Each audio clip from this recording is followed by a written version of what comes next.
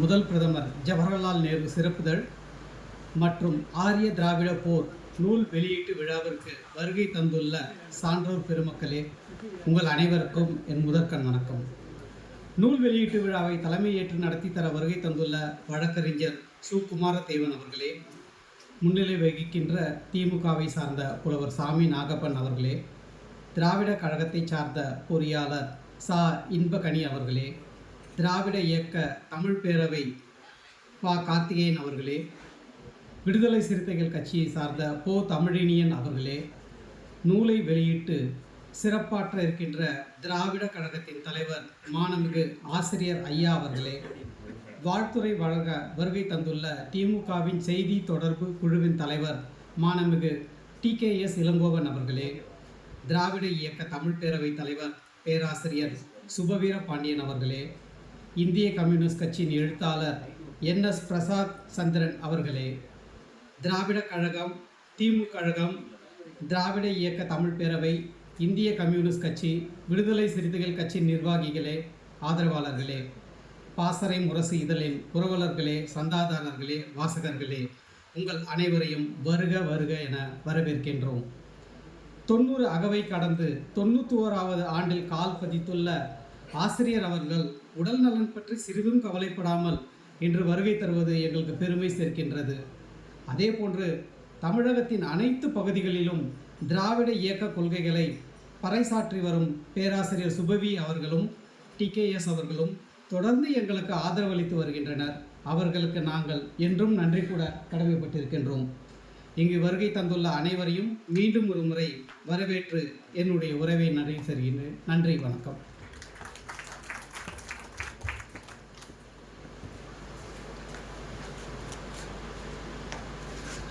தலைமை உரையாற்ற வருகிறார் வழக்கறிஞர் சு. குமாரதேவன் அவர்கள்.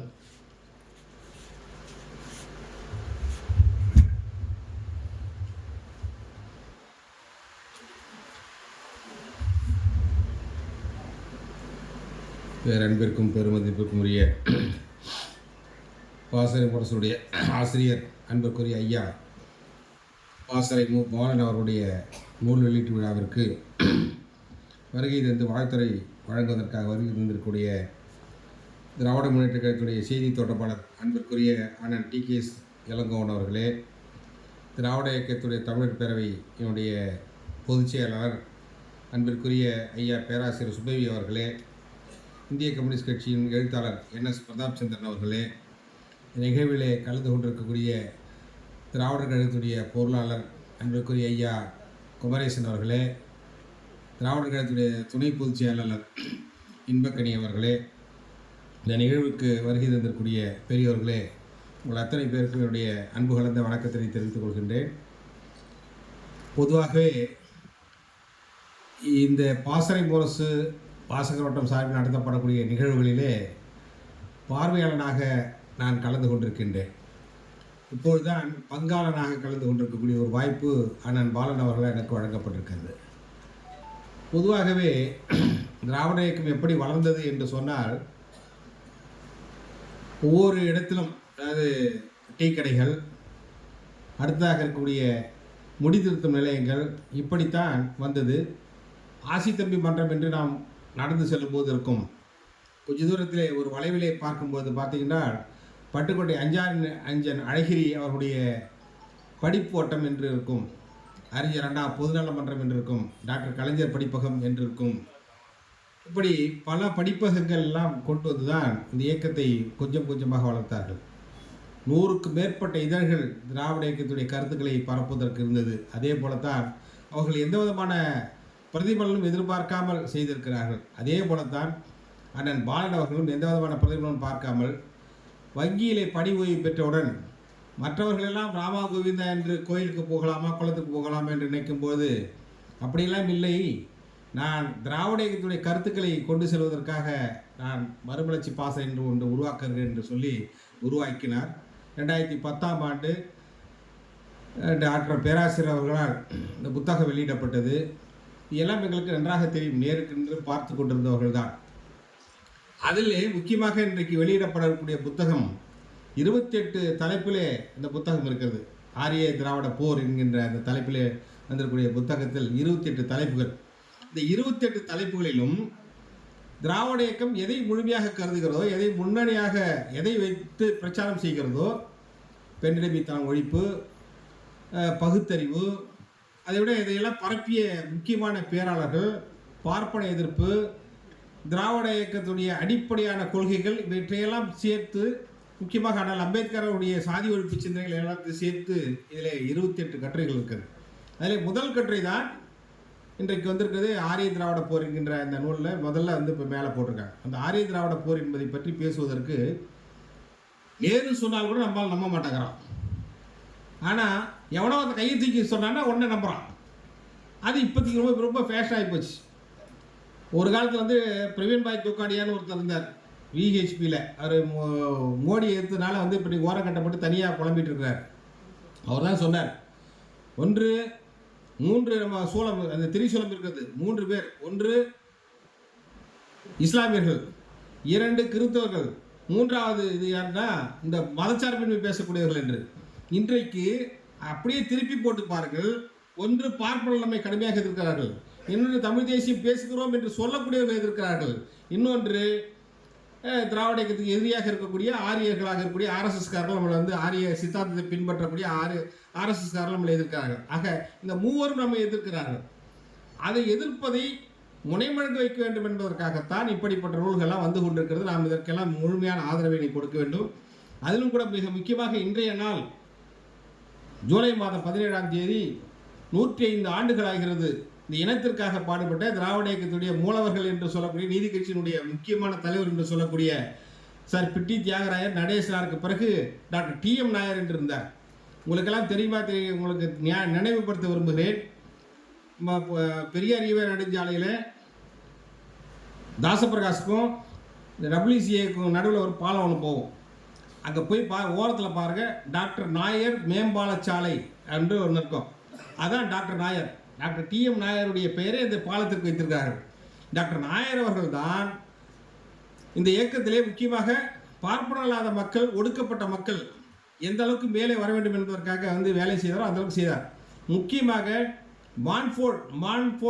மாண்டேகு செம்ஸ்போர்ட் என்று சொல்லக்கூடிய மான்ஃபோர்ட் என்ற அறிக்கைக்கு ஆதரவாக அதில் ரிசர்வேஷன், முக்கியமாக பார்ப்பனல்லாத மக்களுக்கு ரிசர்வேஷன் கொடுக்க வேண்டும் என்பதை பேசுவதற்காக அவர் போனார். அவர் சென்றார். அது லண்டனுக்கு சென்று அங்கே மிகப்பெரிய அளவில் பேசி லண்டனிலே மரித்து போன 51 ஆண்டுகள் ஆகியும் கூட அவர் திருமணம் செய்து கொள்ளாமல் இந்த இனத்திற்காக வாழ்ந்த ஒரு மாபெரும் தலைவர் என்ற மரண நாளிலே, அந்த நினைவு நாளிலே இன்றைக்கு இந்த நிகழ்ச்சி வைத்திருப்பது மிக மிக பொருத்தமாக இருக்கிறது. அதிலும் கூட மிக முக்கியமாக ஆன்டிசெப்டிக் ஜேர்னல் என்கின்ற ஒன்றை நடத்தினார் நம்ம நாயர் அவர்கள் தான்.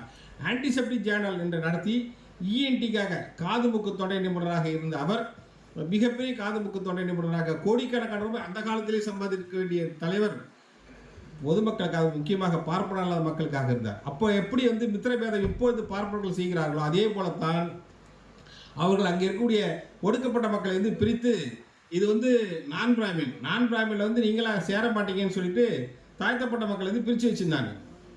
அப்போ 7/10/1917ஆம் ஆண்டு சேத்துப்பட்டில் ஒரு பெரிய பொதுக்கூட்டம்.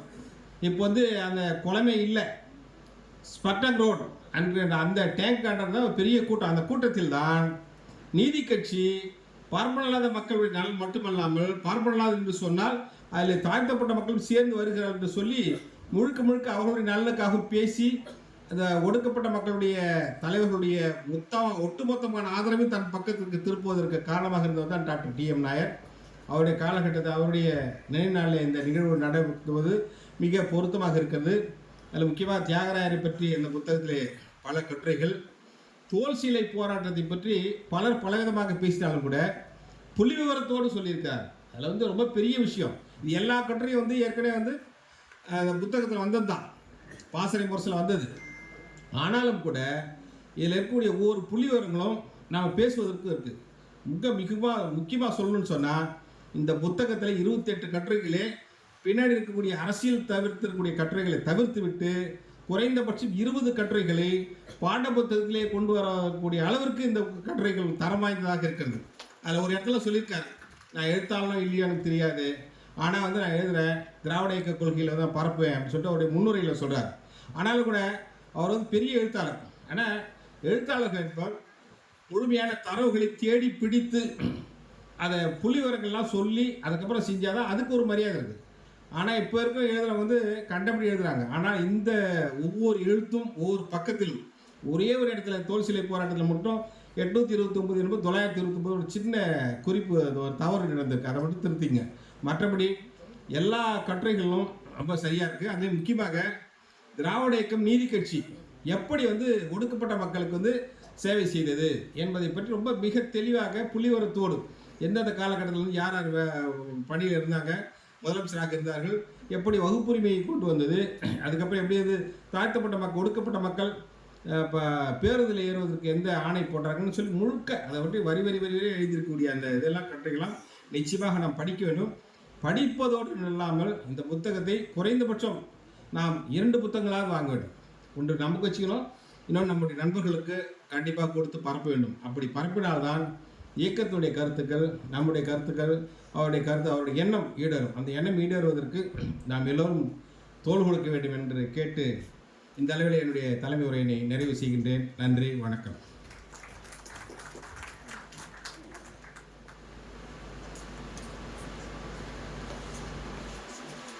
நன்றி ஐயா.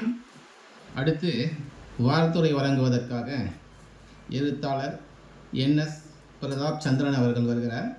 இந்திய கம்யூனிஸ்ட் கட்சியை சார்ந்தவர்.